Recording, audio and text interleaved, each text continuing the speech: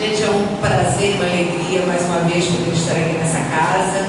É uma casa que já me acolhe há muitos anos, né? A gente tem crescido, a gente tem visto aí pessoas, meninas, né, hoje se transformando em mães, crianças pequenininhas já enormes. Então a gente tem acompanhado a trajetória dessa casa com muita alegria. Por isso que o pessoal estava em festa aí, me esperando, eu também fico em festa quando eu venho para essa casa. Essa casa é uma casa muito querida. E eu tenho aqui o livro base, né, da nossa vida, que é o Evangelho.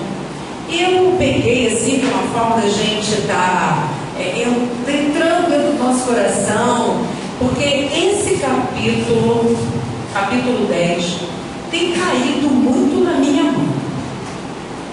Sempre, inclusive amanhã eu vou também fazer uma fala no IEBM, né, no Instituto Espírita Bezerra de Menezes, que é ali no centro de Niterói, e o capítulo é o mesmo, é o capítulo 10. O capítulo 10 é bem-aventurados que são misericordiosos. Então eu estou entendendo que é para eu exercitar a minha misericórdia. E aí a coisa pega, né?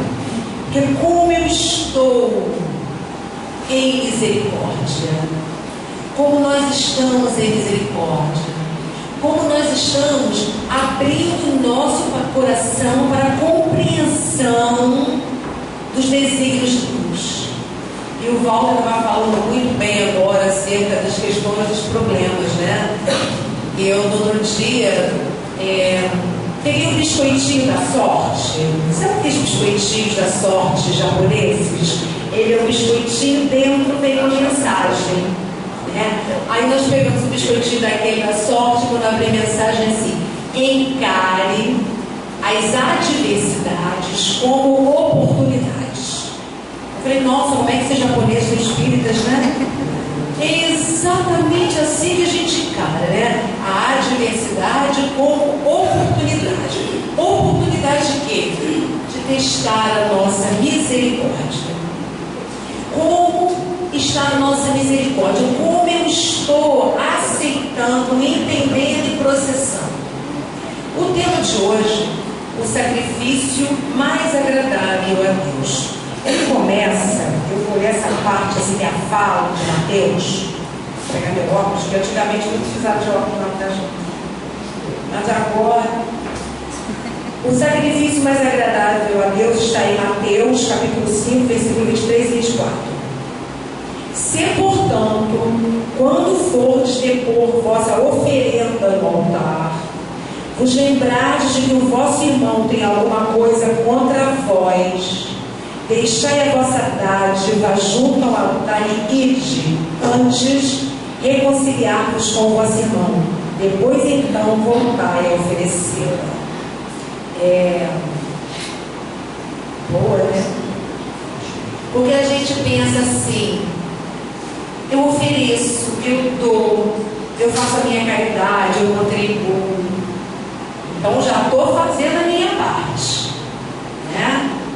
E o que Jesus diz aqui que Mateus nos escreve: quando vieres oferecer o teu sacrifício, a tua oferenda, pense, alguém tem algo contra ti?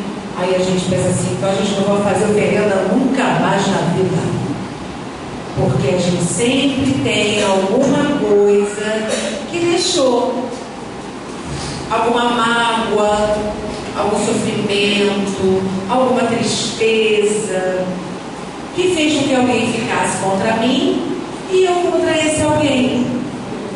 E eu vou juntando essas mágoas e vou fazendo as minhas oferendas. Vamos pensar no tempo de Jesus, quando ele catuca com essa fala, exatamente os sacrifícios que eram feitos.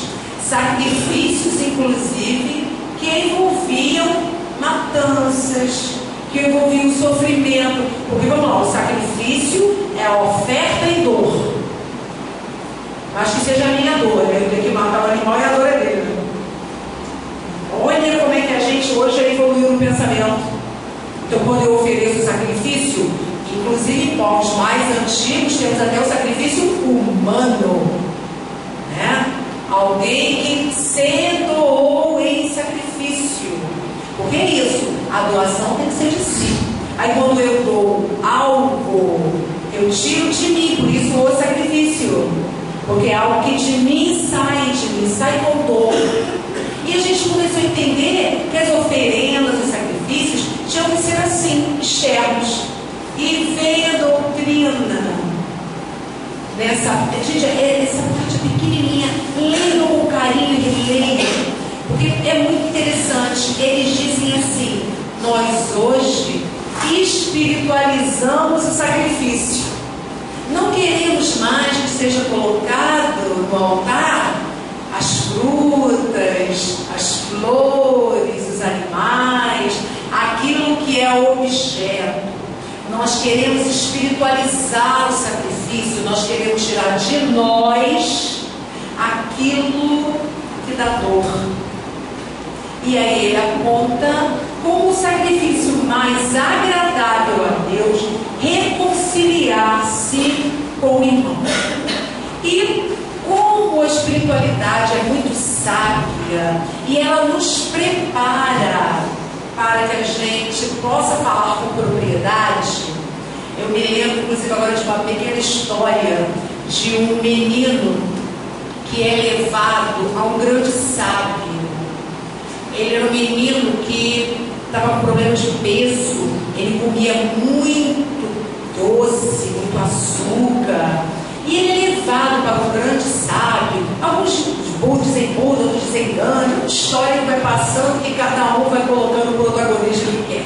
Era um sábio muito respeitado, e esse menino que estava com problemas de peso, consequentemente com saúde abalada, muito de excesso de doces, a família tentou de tudo e levou para esse sábio. Quando esse sábio ouve a história, fala assim: olha, vamos fazer o seguinte, volta daqui a um mês. Aí a mãe olha para ele: volta daqui a um mês? Vou voltar daqui a um mês.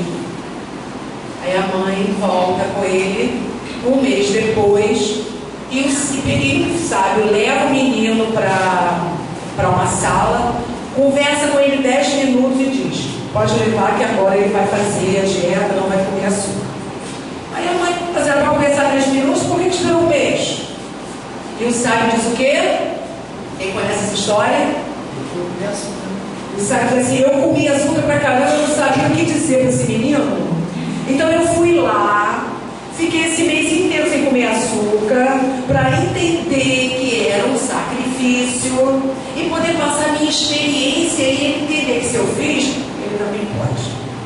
Como a espiritualidade é muito sábia e sabia muito bem, já estava me preparando ali no estudo, preparando a minha organização mental para chegar aqui e falar desse assunto. Essa semana eu tive uma linda experiência do trabalho de deitar a oferenda do perdão. Aconteceu na época que o meu irmão veio desencarnar uma desavença muito grande com o primo. Ele fez uma coisa que eu não considerei boa e eu fiquei muito zangada. Muito zangada a ponto de tirar esse companheiro da minha vida. Muito zangada, muito magoada. Ele efetivamente fez algo que me ofendeu e me magoou muito. E eu tirei da minha vida. Né? E o tempo foi passando. Eu estava entrei na quinta-feira no shopping. Eu estava com uma amiga, e essa amiga queria comer. Aí nós fomos. Eu não ia na praça da alimentação, mas a minha amiga: estou com fome, então vamos, vou te acompanhar. Fui com ela e eu estou lá com a minha amiga. De repente eu vejo uma pessoa olhando insistentemente para mim. Eu imaginei assim, de pronto assim, de rapidez, eu não reconheci a pessoa, acho que podia ser um aluno. Quando eu olho bem para a pessoa que insistentemente olhar para mim, eu vi esse meu primo. E ele olhava insistente para mim, e um parênteses antes de concluir a história. Um mês passado, 2, ele me localizou no Facebook e me pede para que seja amiga dele.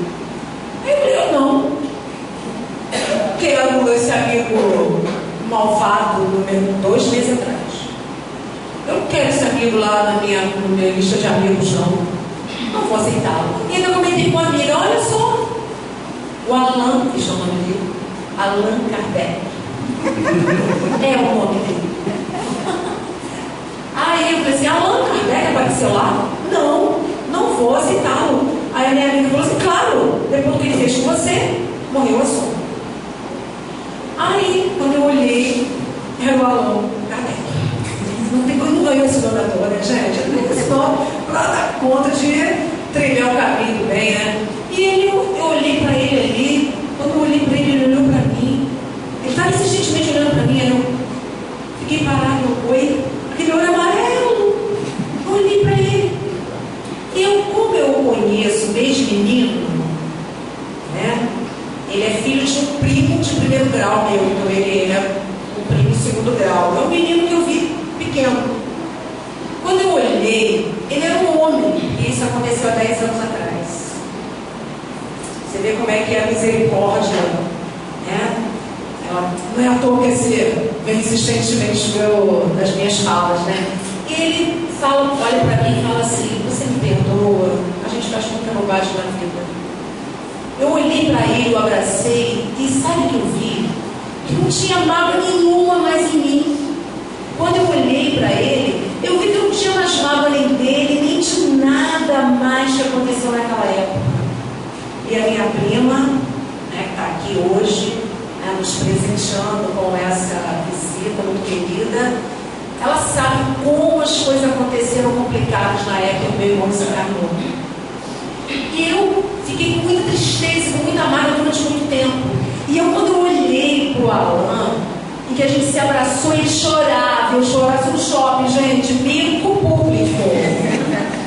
Mico público, a gente se abraçando, a minha amiga se comia, se chorava, se abraçava também. E aquela coisa assim, emocionada, e ele me pedia perdão, ele me aceitou no Facebook, você não me aceitou. Aí eu não sabia o que falar para ele, porque eu não tinha nem mais de me perdoar, porque eu senti no meu coração que toda a mágoa, toda a tristeza daqueles 10 anos atrás tinha acabado. Quando eu olhei para a galinha dele, eu vi um menino, eu me vi tão diferente daquela pessoa de 10 anos atrás, que ficou nutrindo essa mágoa, esse sofrimento, essa coisa toda. E eu fiquei tão limpa, tão feliz por não ter mais tristeza sobre isso. E eu lembrei das pessoas que magoaram, que me entristeceram, sem raiva. Isso foi tão bacana, assim, que essa semana eu estava no trabalho terapêutico e a pessoa disse assim, vamos fazer um trabalho de tirar aquela casca da cobra. A cobra não tira a casca velha, não larga lá e não sai linda com aquela casca nova. Então eu me senti assim, aquela cobra tirando aquela casca velha. Aí eu entendi que eu fiz o sacrifício mais agradável a Deus, porque meu coração de fato perdoou sem eu precisar dizer. Eu falo assim, eu não tenho que te perdoar, não tem nada, passou, a raiva passou, a tristeza passou, a mágoa passou. E isso foi uma coisa que me encheu de abundância do sacrifício bom, do belo sacrifício, que de dor não foi nada, porque eu entendi, eu compreendi que as coisas, as adversidades são oportunidades, como o biscoitinho da sorte falou pra gente, oportunidade de reconciliar com as pessoas. É a conscientização, porque as coisas elas vêm em 3 etapas. A conscientização de você entender que o mal aconteceu, seja você o causador da mágoa, ou seja você aquele que recebeu a espada nas costas, deu na cabeça. Então a compreensão do fato. Depois o perdão. Para que eu possa perdoar o outro, eu tenho que trabalhar o auto-perdão. Eu ando me perdoando. Eu tenho que trabalhar o sacrifício de me compreender como um ser equivocado, que está na trajetória humana no mundo e que erra. Eu estou me perdoando. Quando eu sou muito duro comigo, eu estendo trazendo essa dureza para as outras pessoas. Então vamos nos perdoar, nos compreender, porque esse sacrifício é agradável a Deus. Isso não quer dizer que a gente vai ficar no estopismo, não. Quando eu me perdoo e eu entendo, eu faço o terceiro momento, a reparação. Porque a reparação ela é muito importante. O que é reparação? Eu errei. Eu fiz o erro. Agora eu vou consertar. Essa é a reparação. E quando eu faço a reparação, que é quando eu fecho o círculo, eu digo assim, eu errei, mas agora eu não erro mais. Agora eu não erro mais. O que eu fiz? Eu me perdoei, eu perdoei o outro e eu caminho para um passo mais elevado. Porque quando eu fico no ciclo de perdoar, porque acontece muito isso, a gente fica um tempo no ciclo de se perdoar. Não, eu sou assim mesmo, eu conserto na próxima encarnação. Até porque agora a gente já entendeu que a reencarnação existe, aí a gente começa a ficar com essa de jogar para a próxima. Porque antes a gente falava assim, vou levar para o túmulo. Hoje eu digo, vou levar para a próxima. E aí eu começo a perder as oportunidades de acertar aqui. As oportunidades da gente trabalhar a trajetória da reparação. Eu tenho aqui minha prima, eu e a minha prima, a gente brigou muito. A gente brigou muito, porque nós somos parecidas em muitas coisas, muito diferentes de outras, com todo mundo. Né? A Karine não nega, ela é parecida comigo, olha para ela, você vê, é da família, né? Tem exatamente a aparência física muito próxima a mim. E a gente vem de uma família de orgulhosos. A gente vem de famílias de orgulhosos. É algo assim que a gente trouxe do nosso passado, né? Da nossa história. E a gente tem reparado a nossa relação, construído uma nova relação e brigado menos, discutido menos. A gente está mais velho também, né? Aí, na medida que a gente, o tempo vai passando e a gente vai envelhecendo, e é engraçado, né? Envelhecer é bom. Eu achei que era ruim. Eu era jovem, eu achava que envelhecer era ruim. Hoje eu entendo que envelhecer é bom. Porque você olha para trás e você faz uma análise que você não tinha condições de fazer antes, porque você tinha menos trajetória de vida. Quanto menos trajetória a gente tem por trás, menos eu tenho para analisar. Quanto eu tenho mais, eu analiso diferente. Eu lanço um olhar diferente. E esse olhar, às vezes, é benevolente. Eu fico o tempo me desculpando. Eu sou assim. Eu fico na síndrome da Gabriela. Eu nasci assim, como ser sempre assim. Né? Só que a gente sabe que não é. A gente sabe que não é e que não pode ser, porque a nossa doutrina é evolucionista. A nossa doutrina acredita o quê? Na evolução, na ascensão do átomo ao arcanjo. Então, se eu vou ascender a arcanjo, se eu tenho esse poder de me tornar um ser de uma perfeição relativa, eu tenho que começar quando, gente? Já! Eu tenho que começar já. E isso é algo que a idade me ofereceu. A idade me deu essa possibilidade de olhar para trás e reavaliar. Eu não dou chicote nas minhas costas. O que significa isso? Eu fiz, está feito, eu não posso apagar o mal feito. Mas eu posso reparar o que for possível. Então eu não posso passar numa bucha e sumir. Porque uma das coisas que o Evangelho fala pra gente, que eu acho muito lindo, é esquecer as ofensas. Não é só perdoar, não. Perdoar e esquecer. É complicado esquecer, né? Isso é mais difícil. É difícil, porque a gente tem memória. E nós temos uma memória viciada. Nós dizemos o seguinte: ok, eu perdoo, mas não esqueço. A gente fala isso. Então você tem um meio perdão. Deu um perdão capenga. Você não deu um perdão claro inteiro. Eu entendi que eu perdoei o Alan quando eu olhei para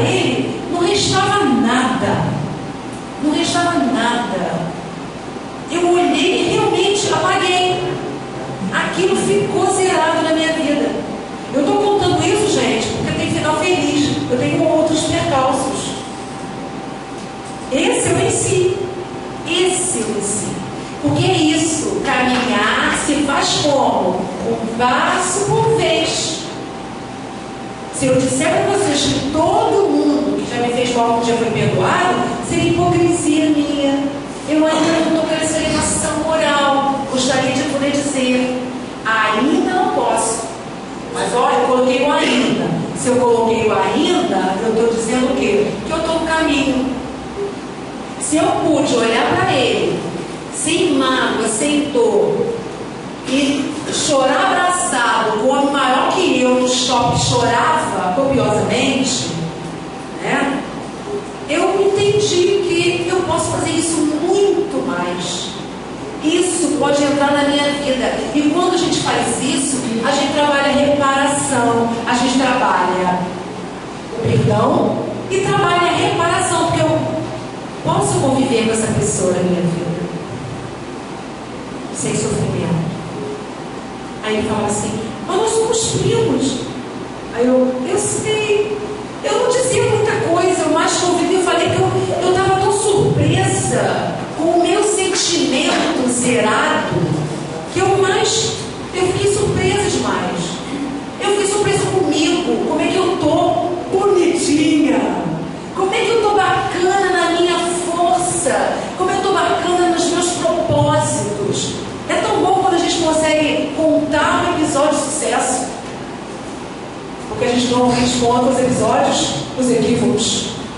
Gente, ó, mais uma vez eu escorreguei, mais uma vez eu vacilei, mais uma vez eu errei. Ok, gente, sem chicote nas costas. Eu fiz tudo isso por quê? Porque eu estou na trajetória.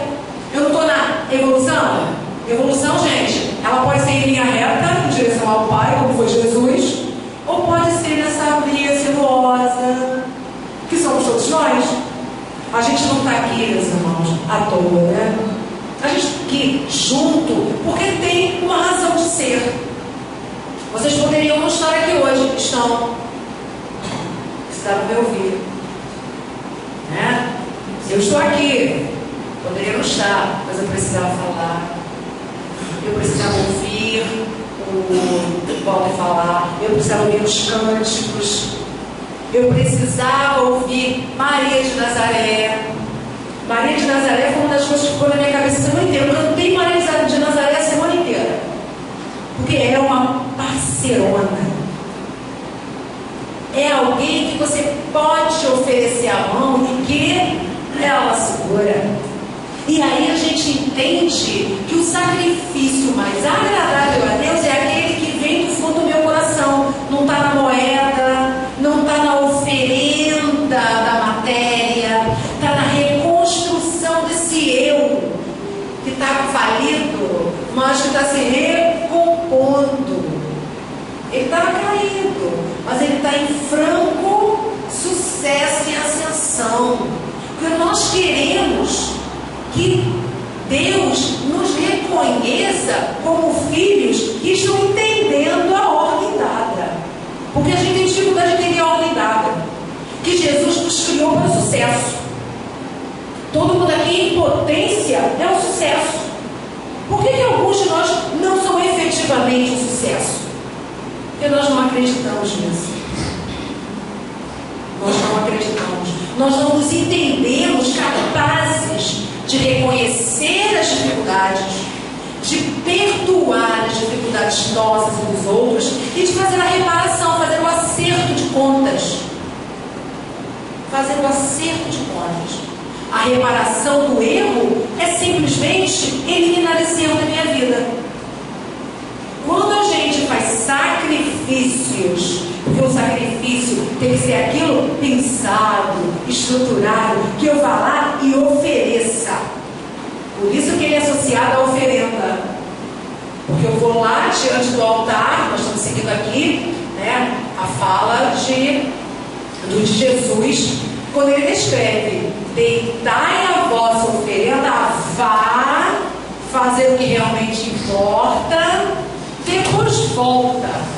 Voltando com o coração puro, aí você coloca a sua oferenda. Porque senão fica muito fácil. Eu dou a minha moeda, a minha contribuição, eu dou a minha oferenda, e eu só faço isso, né? E onde está o sacrifício? Se eu dei a moeda, se eu dei o material, foi porque eu podia. Lembra do óculo da viúva? O outro tinha dado muitas moedas. Ela veio, deitou em sacrifício aquela que ela tinha, tirando de si. A gente faz muito isso, tirar de si, não, a gente dá o que sobra. E é tão interessante que às vezes até na construção da doação isso é econômica. Eu não sou econômica no arroz para casa não, mas na hora que eu vou dar eu compro mais barato. Sou até econômica na oferenda. Por quê, gente? Porque isso está dentro de nós, já que eu vou dar para o outro. Para mim, eu dou o melhor. Eu compro classe A tipo 1. Para o outro eu vou lá e compro mais baratinho que eu vou doar. A qualidade da minha oferenda ainda é deficitária. Eu não sei oferecer o material. Aí quando a gente vê Jesus dizer o que Ele quer, o sacrifício mais agradável a Deus, não é a oferenda, porque Ele fala assim, deixa a oferenda para lá, vai fazer o que tem que fazer, depois você volta. Só volta para dar o material quando o espiritual estiver bem, estiver resolvido. Então às vezes você faz, e hoje até a gente vem conversando, fazendo as visitas, fazendo as doações do meu tempo. E olha só, eu não vou lá simplesmente, né? E uma das coisas que a gente fazia muito aqui junto com o seu Itamar, que era, a gente fazia um dia de devoção, né? A gente vinha para cá, passava a manhã aqui, depois a gente ia para o asilo, né? Quem é da velha guarda aí, né? Lembra?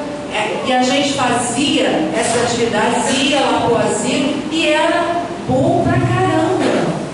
A gente levava lá os lanches e lanchávamos, né, Walter? Walter lembra disso, né? Que é lá do tempo do onça, né? Muito tempo atrás a gente fazia isso. E a gente ia para o asilo, a gente ia para a colônia Tavares Macedo, a gente fazia as nossas atividades, às vezes sem levar nada, não tinha nada. A gente naquele dia eu não comprei nada, não levei nada, mas eu me levei. Aí eu dava paz, meu irmão, eu escutava, eu cantava, eu saía dali revigorada. É um sacrifício agradável a Deus, é a minha presença dando a espiritualização do sacrifício. Que às vezes eu levo bolsas cheias, deixo lá a oferenda, saio, e nem bom dia, boa noite, boa tarde, não sei nem para quem ver aquilo. Dei a minha oferenda. Não deixou de ser minha oferenda e vai ser bem-vinda, porque muitos precisam do pão, precisam do arroz, mesmo aquele arroz de quinta, precisam de a si mesmo. Agora, o mais agradável a Deus não é esse. Quando a gente lê Bem-aventurados misericordiosos, o tempo inteiro ele fala do perdão, o tempo inteiro ele fala de rearrumar nossa casa mental para entrar coisas boas e poderem sair o quê? Coisas boas.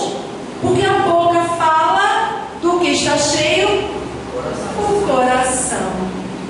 Então eu falo, e aquelas nossas falas que a gente fala assim, nem estava querendo falar, saiu pela boca fora, só sai pela boca fora aqui dentro. E aí o que eu tenho que fazer? Trabalhar o que tem aqui dentro, reconstruir-me, porque eu só posso fazer um sacrifício e agradar a Deus quando eu me torno um ser melhor, quando meu pensamento ele trabalha na direção do bem, quando meu sentimento está aberto, porque às vezes meu coração é fechado, porque como eu digo, não vai fazer comigo, porque se fizer comigo eu não perdoo. Ou melhor, sou capaz até de perdoar, mas eu não esqueço.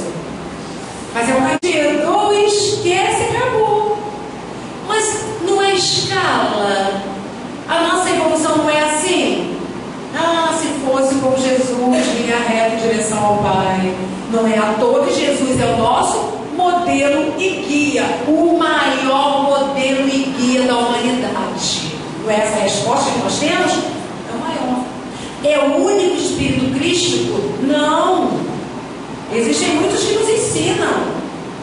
A gente vê Madre Teresa de Calcutá, a gente vê Gandhi, a gente vê Buda, a gente vê tantos irmãos que contribuíram, que nos ensinaram coisas boas. O nosso Chico, que trabalhou incansavelmente. São bons exemplos, são espíritos que vieram mostrar para a gente que é possível. Poxa, Jesus não é um ser especial criado por Deus. Ele se tornou um ser especial porque ele quis. Porque Jesus foi criado por Deus como nosso irmão, como todos nós. É quase difícil acreditar nisso, né? Mas ele é irmão. Se ele é irmão, pai é um só. Ele não é o Criador. Jesus não é o Criador. Jesus é criatura de Deus. Ele foi criado por Deus como todos nós. Só que ele escolheu a luz. Ele mirou a luz e ó, tum. A gente fez o quê? Mira a luz e correu. Vai embora da luz. Vai embora da luz. Por que vai embora da luz? Porque a porta estreita.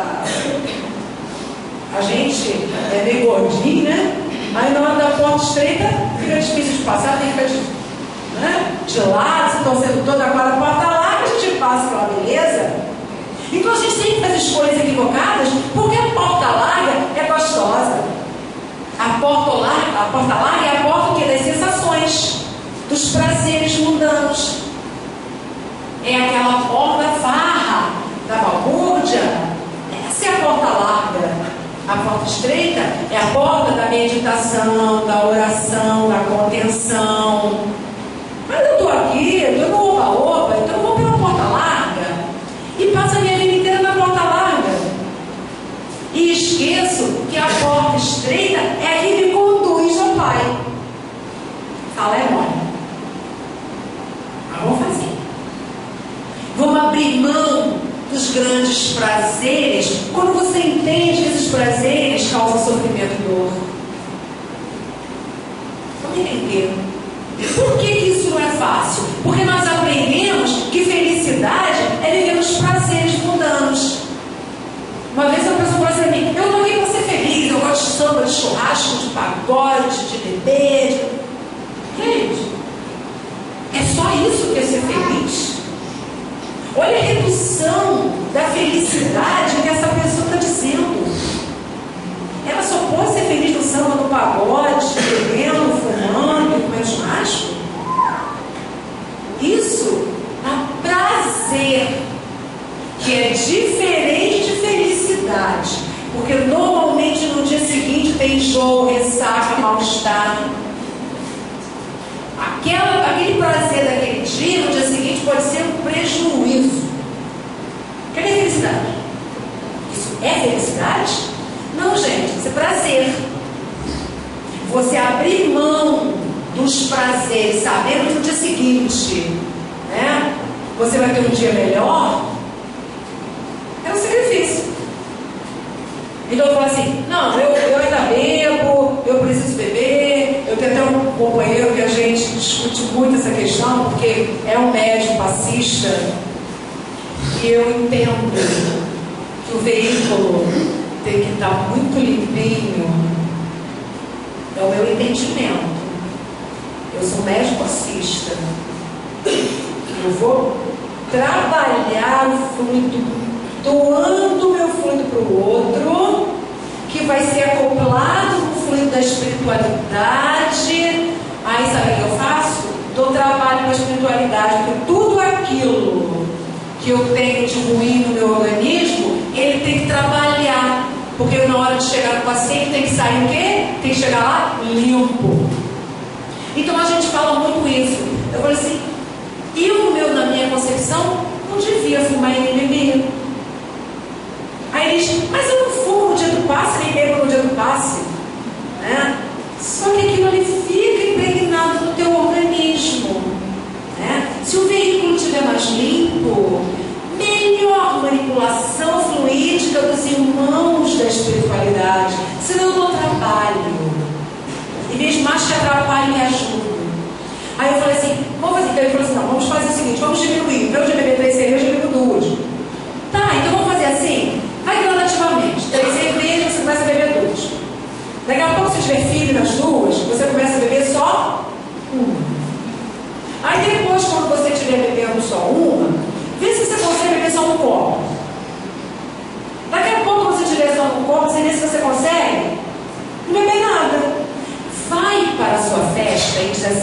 hoje eu não vou beber nada.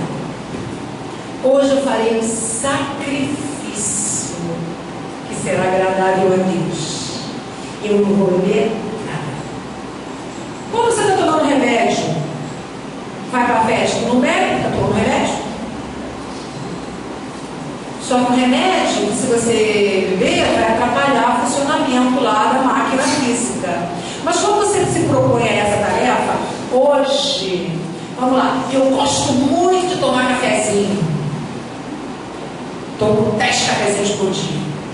É uma pessoa inquieta, mega agitada, né? Porque o café, cafeína, então é claro que pique. Vou fazer o seguinte, eu vou começar a tomar só 5.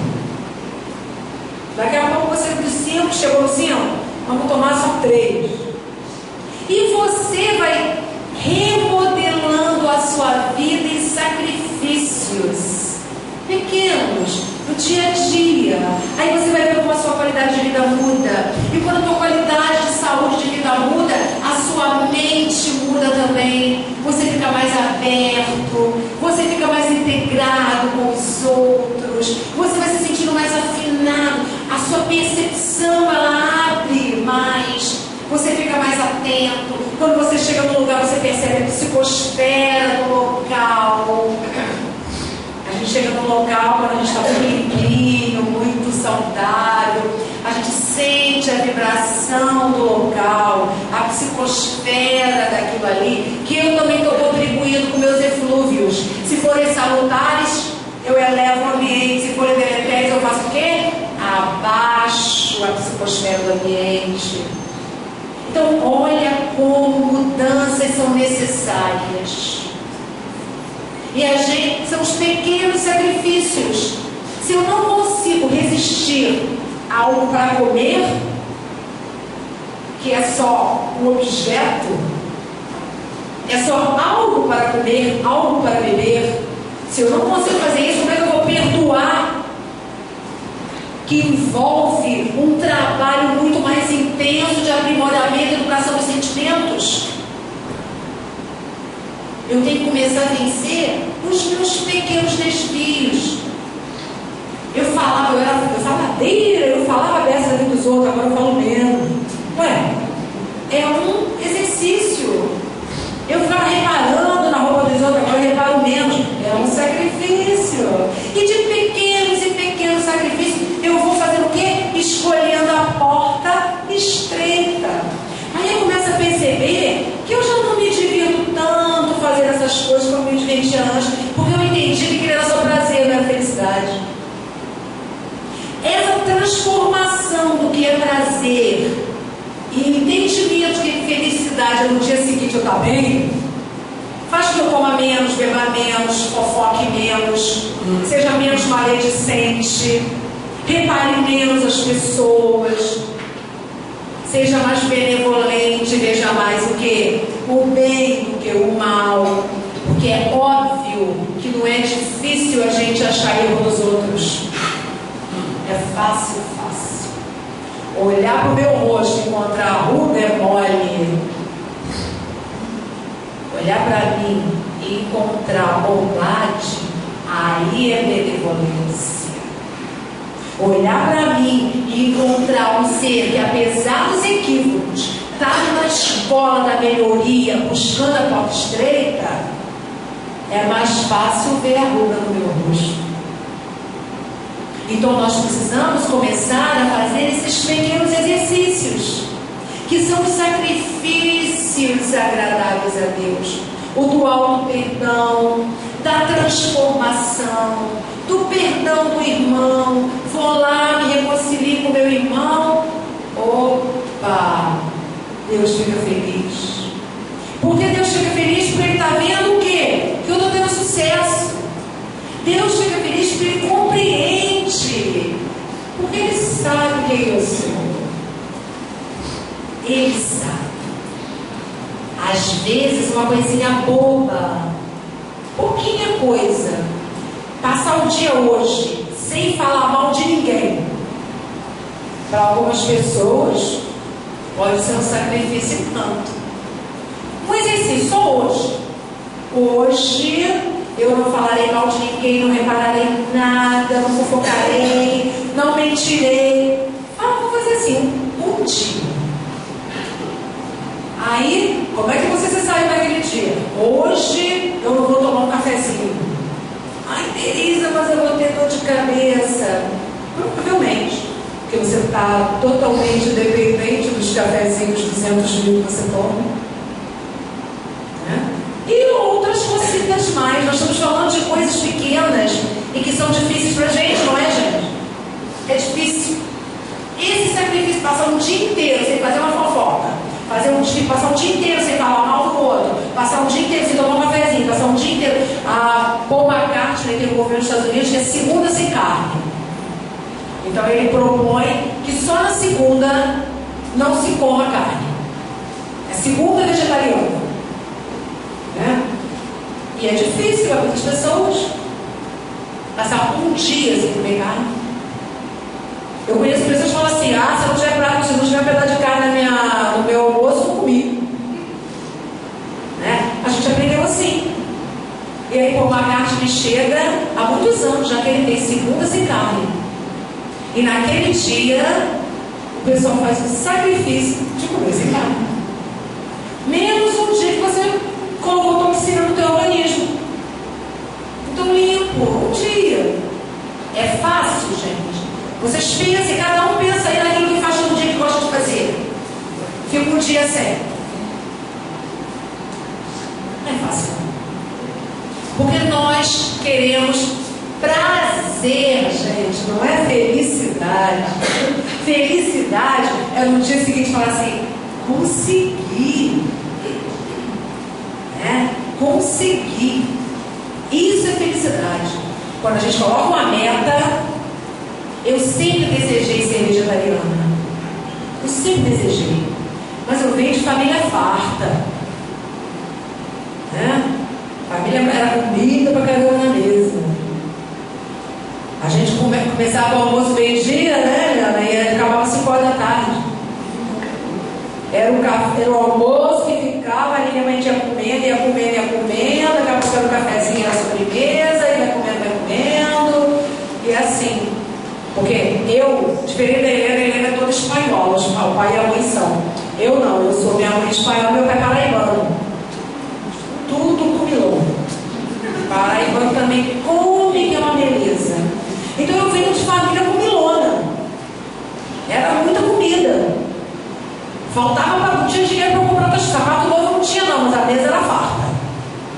Meia, eu ficava danada daquilo que eu queria, meia colorida, não, meia preta e branca, que meia que dá para a escola.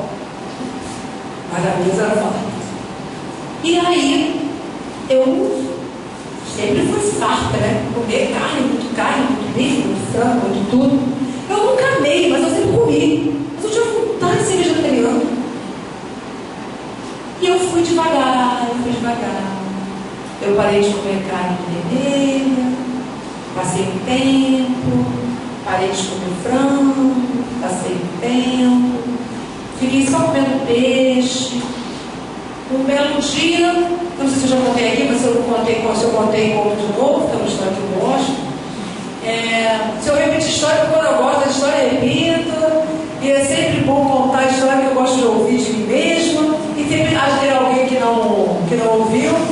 E eu estava no templo Hare Krishna, assistindo uma atividade. Eu estava com a pousada e eu fui para lá. E ele falou, o monge que estava dando palestra, falou assim: eles são vegetarianos, assim, merda, né? Eles são muito radicais, né? Aí eles falaram assim: para tirar a violência do coração, que tal tirar do prato? Aquilo foi para mim. Aí eu saí dali e falei assim: nem peixe. Nem peixe, porque peixe também tem família, também nada lá no mar. Né? Nem peixe. Acabou. Saí dali vegetariana. Nem foi na casa espírita. Para você ver, né? Que a coisa é cósmica. O espiritismo está no coração, não está no local, não está no templo. Eu achei espiritismo no biscoitinho japonês. Achei espiritismo no termo Hare Krishna. Porque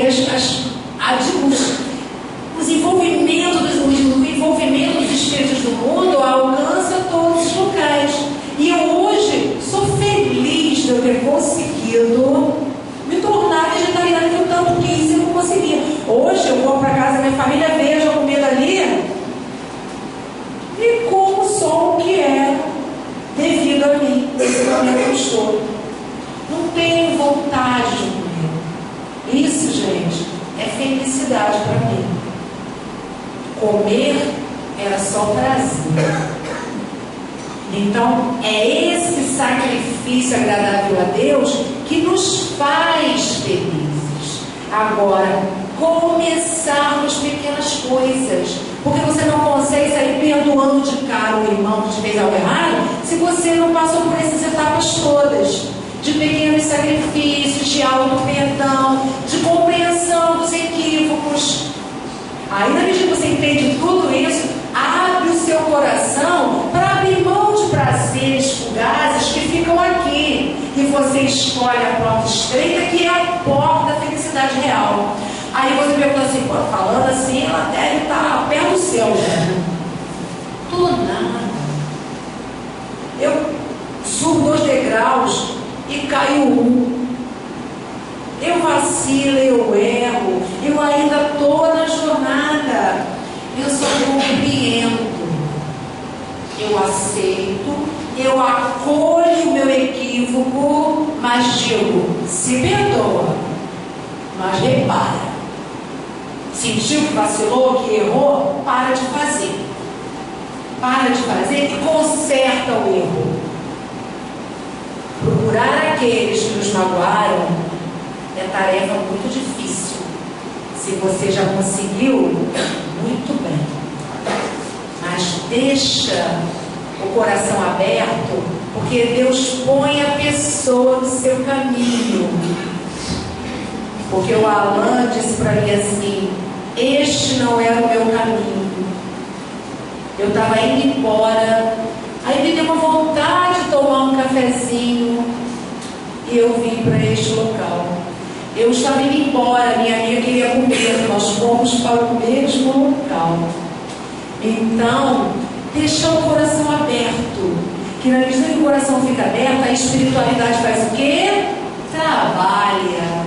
Porque a espiritualidade trabalha incessantemente. Nós, revestidos do corpo físico, precisamos do repouso. A espiritualidade superior, sem o corpo físico, quanto mais superior, lembra do nosso lar, gente? Quanto mais superior, menos necessidade de repouso. Eu sou fraca, eu preciso pelo menos as 8 horas para dormir. Tem pessoas já encarnadas que dormem 4 horas, 5 horas. Eu sou de pelo menos 8. 9 para mim tá bom também. Por quê? Porque eu ainda estou muito imperfeita, muito materializada, preciso de repouso. Quanto mais elevado espiritualmente, menos se descansa um. Agora, nosso corpinho, né, gente, ele vai ficando o quê? Cada vez mais velhinho, cada vez mais cansadinho, né? Então eu preciso começar a transmutar, começar a entender que as mudanças, se o corpo vai depauperando, gente, tem uma coisa que está sempre em ascensão, é o ser divino que habita em nós. Esse ser divino que habita em nós não tem 70 anos, né? É um adolescente, não tem mais de 50 como eu, não tem 25, tem não, tem, sabe o quê? A idade que está na nossa mente. E a gente é jovem. A gente é jovem. Tem potências em nós apenas prontas para explodir. Basta o quê? Querer. Nós queremos, gente? Queremos. Nós queremos. A gente consegue sozinho? Difícil. Por que a gente está aqui no domingo? Porque é junto que a gente consegue. Todo mundo aqui certamente teria algo para fazer, além de entregar. Mas a gente escolheu a porta estreita. A porta larga seria para a praia. Viver os prazeres. Mas a gente está aqui porque a gente não está só buscando prazer. Embora estar aqui também dê prazer. A gente se abraça, sorri, a gente se curte. Mas mais do que prazer, não é aquele prazer efêmero, não. É felicidade.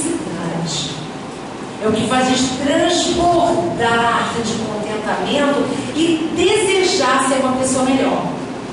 Aí, gente, acabou o tempo, o assunto não. O assunto nunca acaba. O que acabou foi o tempo. E é um pedacinho, gente, na verdade, um parágrafo. Mas é um parágrafo tão profundo. E é um capítulo tão rico que é pra gente chegar em casa de tarefa de cada professor, passa tarefa. De tarefa para casa, vai todo mundo ler o capítulo 10 do Evangelho, para que a gente seja bem-aventurado, porque nós estamos buscando a misericórdia, porque Deus teve misericórdia de nós. Deus teve misericórdia de nós, então nós precisamos, para oferecer o sacrifício agradável a Deus, ser misericordiosos, primeiro conosco mesmo, e depois dos irmãos que estão a jornada. Ok, gente? Obrigado pelo ouvido de vocês, mais um dia de alegria, de transbordamento, de poder estar aqui junto, e que a gente consiga entender as lições do Mestre e continue juntos nessa missão que é do aprimoramento pessoal. Bom dia para todos, boa tarde, bom mês, e que a gente seja muito feliz com essas novas conquistas. Obrigada.